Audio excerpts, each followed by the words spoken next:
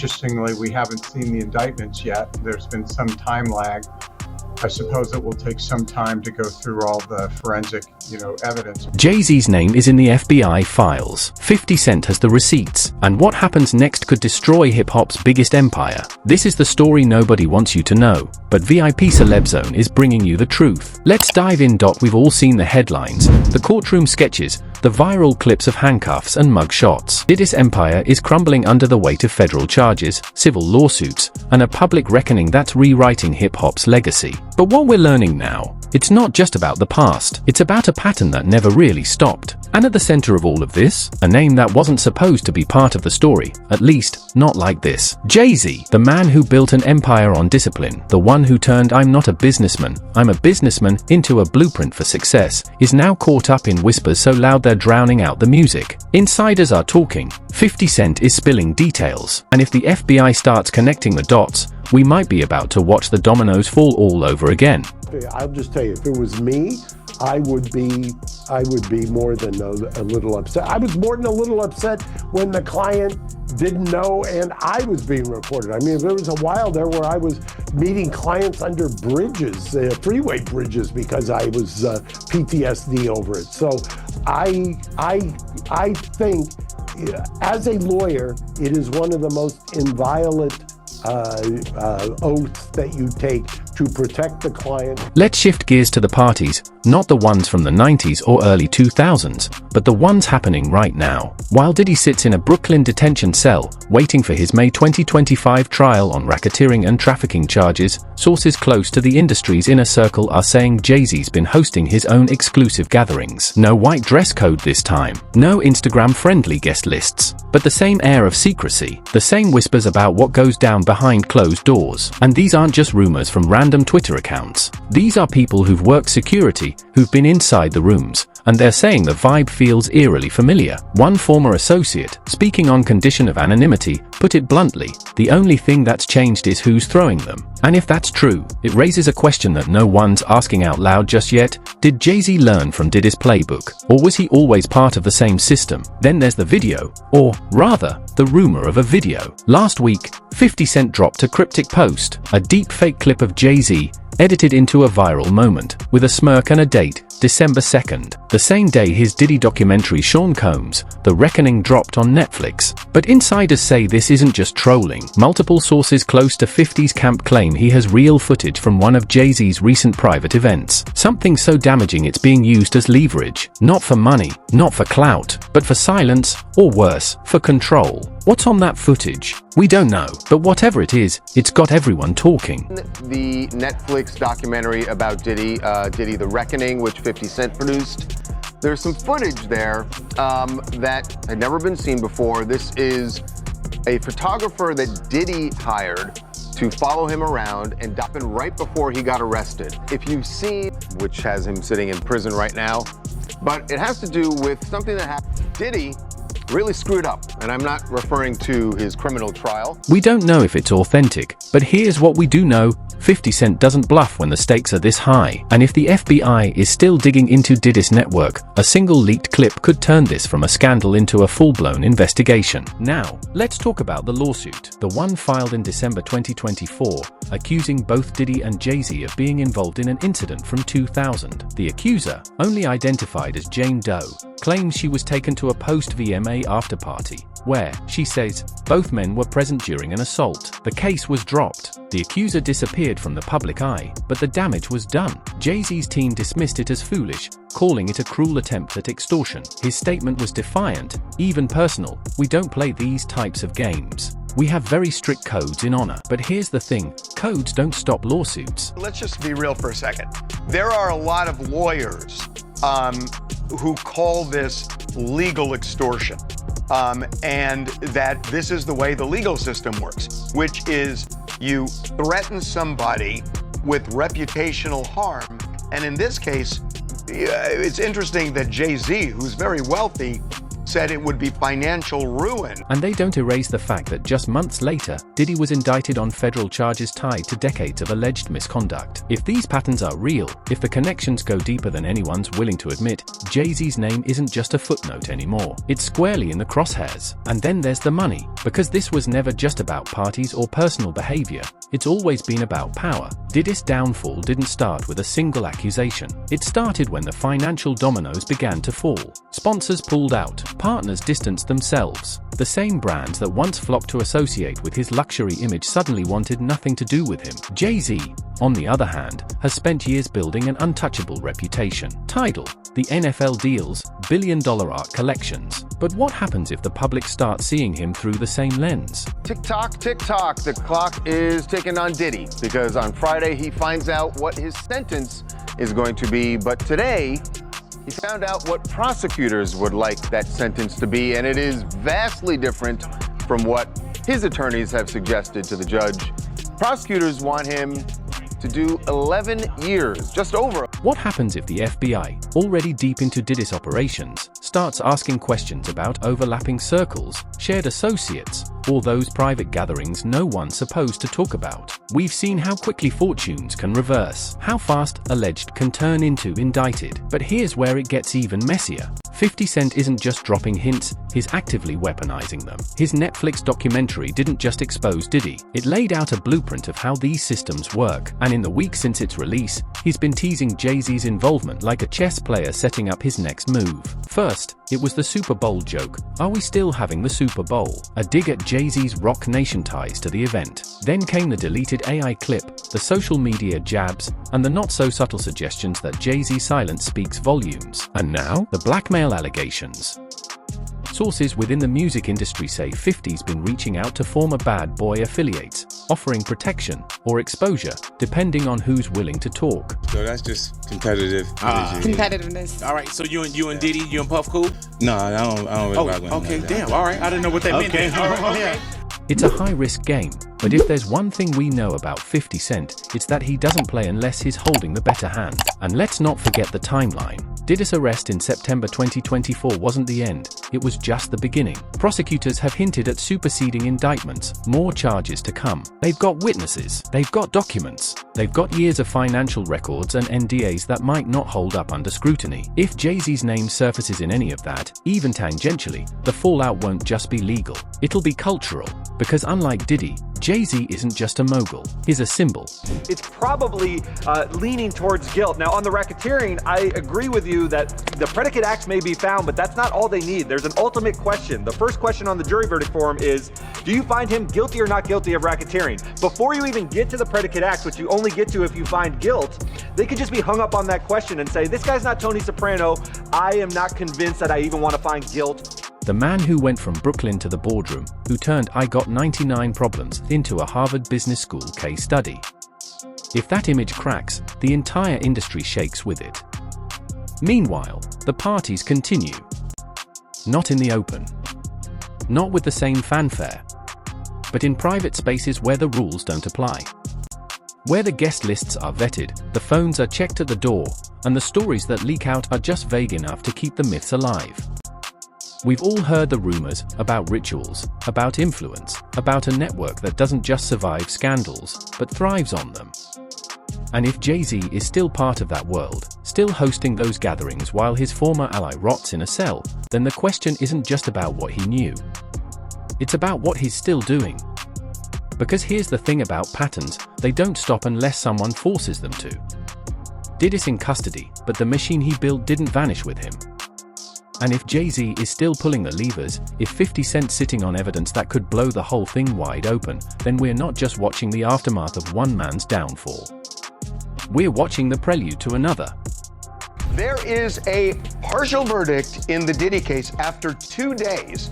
The jury has reached unanimous decisions on 4 of the 5 counts. The problem is that 5th count means that we don't get to find out what the verdicts are on the other 4 because they are hung up on... The stakes aren't just about one career, they're about an entire legacy, and the people who've spent decades making sure the truth stayed buried. Now, add in the FBI's track record. They don't just go after one target when they've got a conspiracy case. They follow the threads. They flip witnesses. They dig until they find every name connected to the operation. And if Jay-Z's name is in those files, if there's even a hint of overlap between his world and Diddy's, the next raid might not be in Miami or LA. It could be a lot closer to home. Because here's the one thing we've learned from Diddy's case: no amount of money, no team of lawyers, no carefully crafted public image can outrun a federal investigation once it gains momentum. And 50 Cent? He's not just watching from the sidelines. He's making sure the world knows he's got the receipts. The question is, what's he waiting for?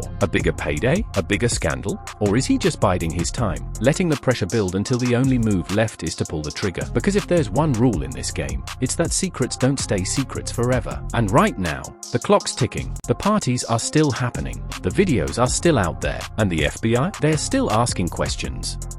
So let's not pretend this is over. U.S. Attorney, what you want you want the best attorneys you can have in there, and it really, I know you want to, like we said, appearances matter, but you want to win this case, and you need, like you said, it's harder. Let's not act like Jay-Z's name in the mix is just a footnote. Because if the past year has taught us anything, it's that the moment you think the story's reached its peak, that's when the real explosion happens. And this time, the blast radius could be a lot wider than anyone's prepared for. And if we're talking about consequences, let's start with the money, because that's where the real panic begins. Jay-Z's empire isn't just built on hit records, it's a web of investments, partnerships, and high-stakes deals that could unravel fast if the wrong questions start getting asked. Rock Nation, his entertainment juggernaut, has ties to everyone from the NFL to global brands like Pepsi and Chase. Tidal, the streaming service he once positioned as an artist-friendly revolution, has already faced scrutiny over financial transparency.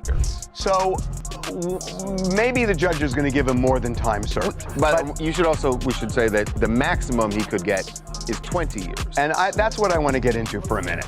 Because this is some racist you-know-what, this man act. Now, imagine if federal investigators, or worse, corporate auditors, start digging into where those funds flowed, who benefited, and whether any of it crossed paths with Diddy's now toxic network. We're not just talking about bad PR here. We're talking about contracts with morality clauses, sponsors who can walk away overnight, and a stock portfolio that includes everything from sparkling beverages to real estate. One whiff of legal trouble, and those dollars don't just disappear, they flee. And unlike Diddy, who could weather storms with sheer force of personality, Jay-Z's power comes from being the safe bet, the guy who turned street cred into boardroom respect. If that reputation cracks, the financial dominoes don't just fall, they shatter. Then there's the matter of the NDAs. We've all heard the stories, how Diddy's world ran on silence, how payments and legal threats kept allegations buried for years. But here's the thing, Jay-Z's operation wasn't built differently. It was built smarter.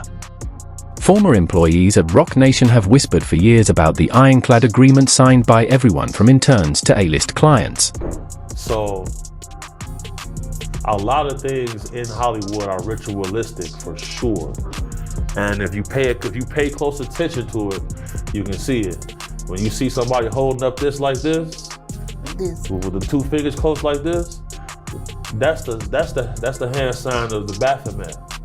You know, they do safe Luciferianism. One music industry lawyer who's worked with both men put it this way. One music industry lawyer who's worked with both men put it like this: Diddy's contracts were about control. Jay's were about erasure, meaning if something went wrong, it didn't just stay quiet, it vanished. No records, no paper trail, no witnesses willing to talk. But here's the problem with that strategy. When the FBI comes knocking, NDAs don't hold up in court. And if even one person flips, one former assistant, one disgruntled artist, one accountant with a conscience, the whole system could collapse. Because the one thing we've learned from Diddy's downfall is that money can buy silence, but it can't buy loyalty when the alternative is prison time. And let's not forget the overlaps, the projects, the collaborations, the moments when their worlds blurred in ways that might look very different under a legal microscope. Remember 2007? Screamfest, the hip-hop tour where Diddy and Jay-Z shared a stage. Where Diddy famously slapped Jay on the backside in a moment that went viral. Harmless fun at the time, but now, that's the kind of footage prosecutors love. Proof of a relationship,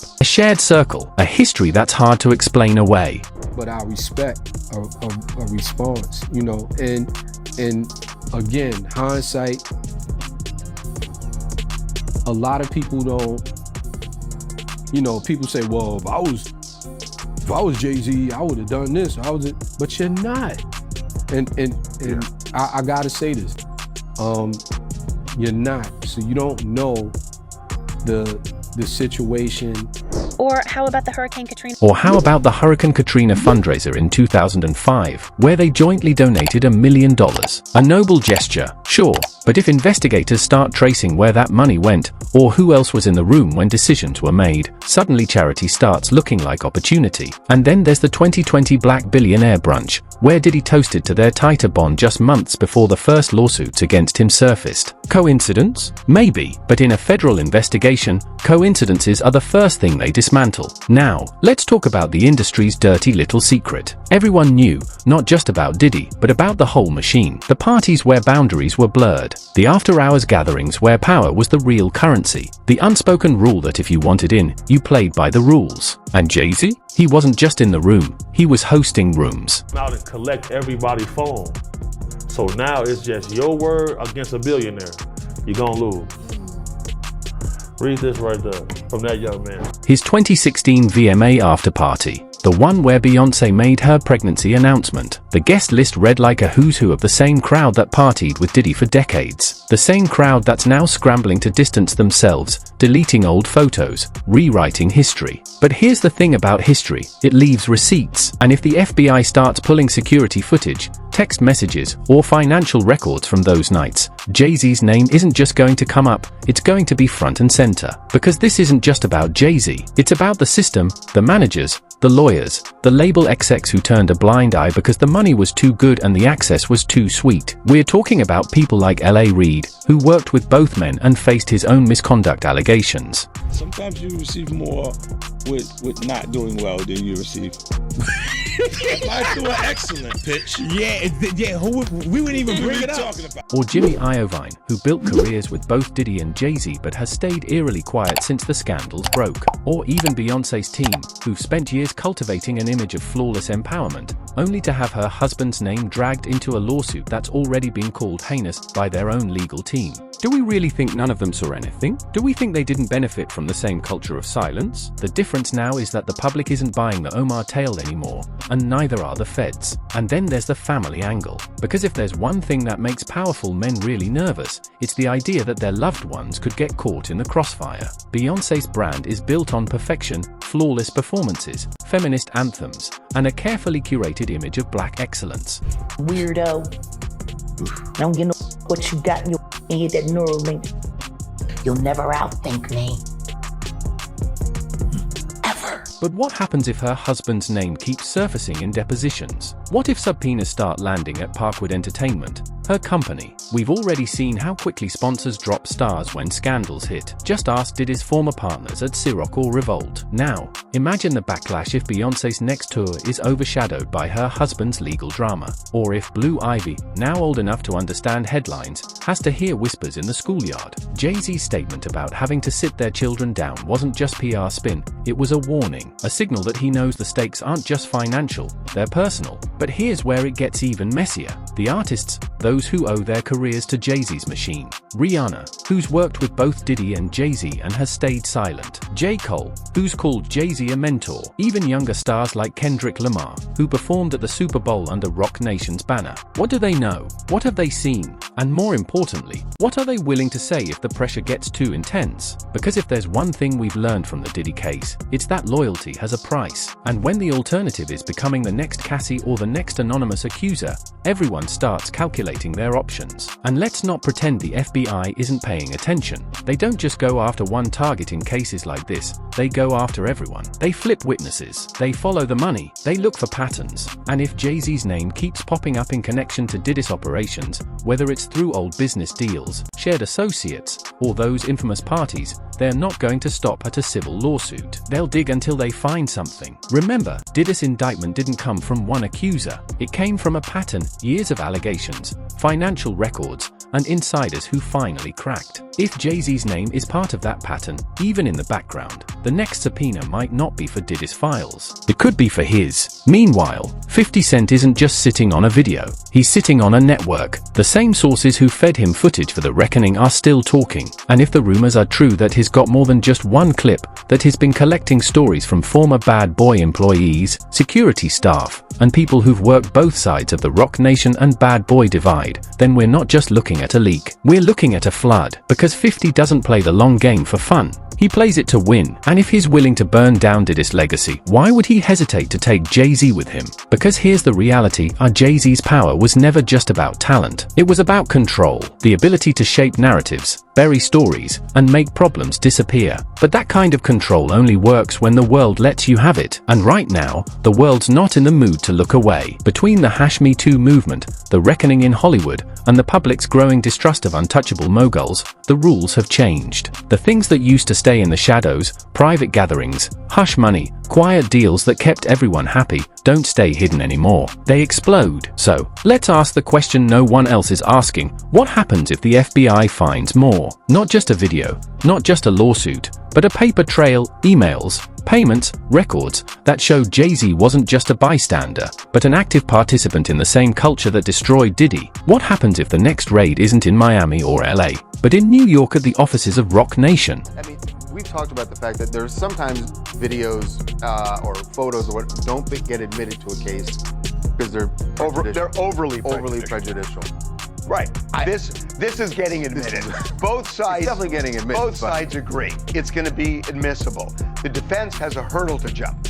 I will tell you that they vote in the end. What happens if the next indictment isn't for trafficking or assault, but for obstruction, for knowing about crimes and staying silent? Because that's the thing about federal cases, they don't just punish the guilty, they punish the complicit. And if we're being honest, the most terrifying part of this story isn't what we know, it's what we don't. The names we haven't heard yet, the deals we haven't seen, the people who've stayed quiet until now. Because if there's one rule in scandals like this, it's that the first domino is never the last. Diddy was just the beginning. Jay-Z might be the main event, but the real story is about the industry that let this happen. The enablers, the beneficiaries, the ones who partied, profited, and pretended not to see. And if they're finally being forced into the light, buckle up. Because this isn't just a scandal, it's an extinction-level event. So tell us, do you think Jay-Z's empire can survive this? Or is this the moment the music really stops? Drop your thoughts in the comments. Hit like if you're following this as closely as we are, and don't go anywhere. Because when the next shoe drops, you'll want to be the first to see it. Stay sharp,